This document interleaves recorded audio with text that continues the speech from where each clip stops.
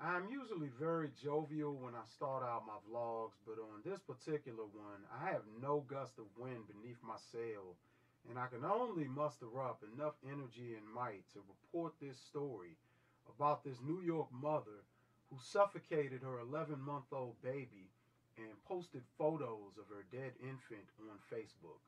Exactly what was going on in the mind of Nikki Kelly. Killing your baby is just not something that is in touch with reality.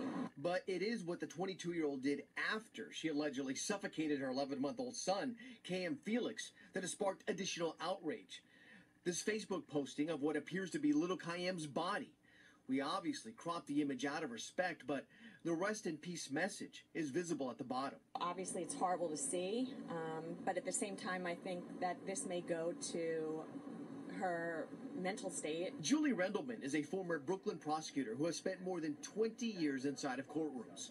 While discussing little KM's death, she conveyed to me the impact of social media to a case. As a prosecutor, I'm always amazed at how perpetrators use Facebook to publish things that will be used against them in the future. Renowned forensic psychiatrist Dr. N.G. Burrell had this perspective. Taking a picture of the child is shocking and perhaps a bit unprecedented. Dr. Burrell has delved into some of the most gruesome minds behind bars. This case stands out for the manner in which it has played out digitally. What makes this a bit unique is the interplay between the murder and then getting on Facebook, I think. And it is on Facebook where Kelly states that she misses her baby boy and feels horrible over the death, adding that she was supposed to protect him. But she fails to protect the child's everlasting spirit with the posting of what is believed to be his final image. Psychosis, unlike postpartum depression, has an element where a woman has lost touch with reality. Dr. Carly Snyder is a reproductive and perinatal psychiatrist. She is also on the board of Postpartum Support International.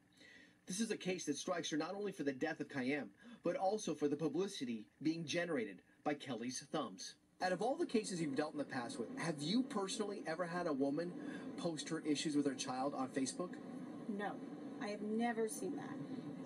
In the psychotic cases that I have seen, women are either psychotic or bereft, but they are definitely not going on social media. Kelly is scheduled to be arraigned bedside tomorrow morning at Elmhurst Hospital. She is facing charges of second-degree murder. If convicted, Kelly is looking at 25 years to life in prison. Scott. Did you see how the feminist woman in that news clip is using all sorts of medical mumbo-jumbo to paint portraits of the women who do this as incapable of thinking clearly? Did you see how she sounded just as irrational as pure gutterfly, Judy 57, Miss Model 100, and all the other feminist trolls and boho chicks who have attempted to debate me over my videos for several years now? Now don't you see how all of these women will make every excuse in the book for their sinful, criminal, and immoral behavior? It was postpartum depression. Her menstrual cycle must have been acting up. One of these dumbass women made a comment on one of my videos a few years back, claiming it's something in the food and water that's making us act like this. Black man, I want you to seriously look at this and let it sizzle and brand into your memory as a reminder.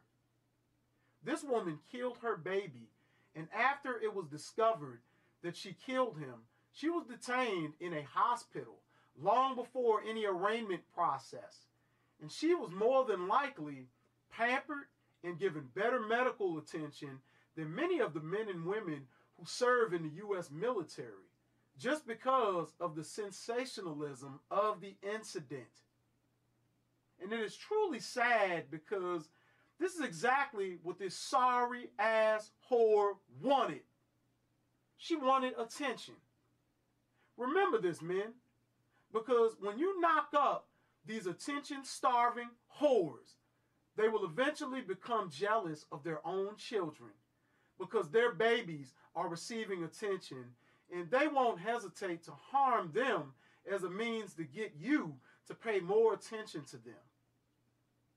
Directly after she murdered her 11-month-old son, The first person she contacted was the father, an obvious attempt to rekindle a social relationship out of tragedy, which is something that women in America always do. They don't watch those stupid-ass soap operas and drama-crazed reality TV shows for the entertainment.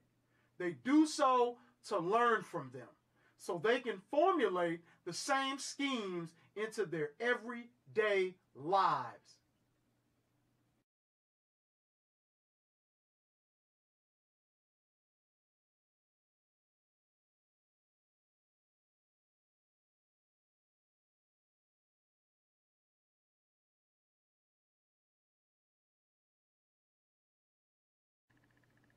Make no bones about it, black man. This is what they do. I have witnessed this throughout my entire life.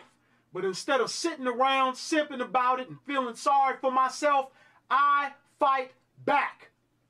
Now, 4.5 years ago, I sat on the front row of my father's funeral and watched women who are either family members, friends, business associates, or old acquaintances do the best that they could to transform my father's day of remembrance into a cat fight, hissing back and forth, rolling their eyes, and saying slick shit out the sides of their mouths. And the selfish, worthless whores did this at my pop's funeral for the same reason why all no-count mammies and worthless Jezebels transform funerals, weddings, and family get-togethers into circuses. Because the grieving and unification of others is secondary to them, and particularly men. My mother was my father. I put it like that. My childhood was rough. My childhood was rough and easy. I could have got what I wanted, but I wanted more. You know, I wanted the clothes. You know, wanted everything that everybody else had. I was alright. I'm saying, I just had, you know what I'm saying? I had problems. You know, wasn't no thing. I ain't even knew who my father was. That wasn't no problem for me, you know what I'm saying? I looked at it as, you know what I'm saying, fuck him. Put it like that. Nigga on the streets was my father. One of the old heads on the streets could be my father.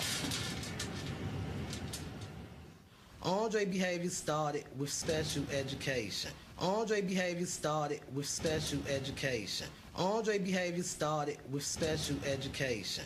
Andre behavior started with special education. When he got in the 2nd grade, they said that Andre had a learning disability.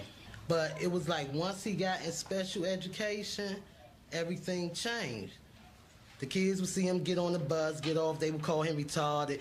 Oh, Dre, you riding the yellow bus, because it would be retarded kids on the bus with him. So he would do things to prove to his friends, you know, the neighborhood kids, that he was just like they were.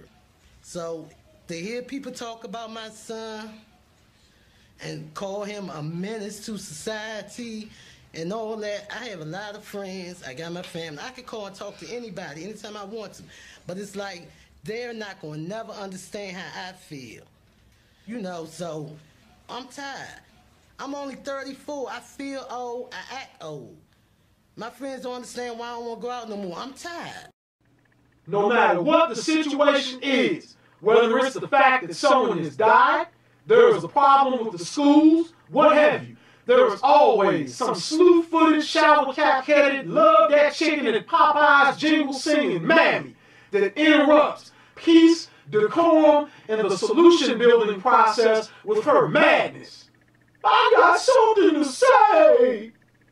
And since these women have done nothing but place their issues above ours and sling mud into the books, magazines, television shows, and movies, the sleeping giant they danced around for years is finally woke. Morale Incorporated is here because, men, you need your morale lifted.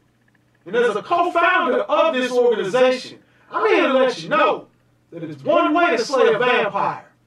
You take a wooden stake and you slam it right through its ice-pumping heart.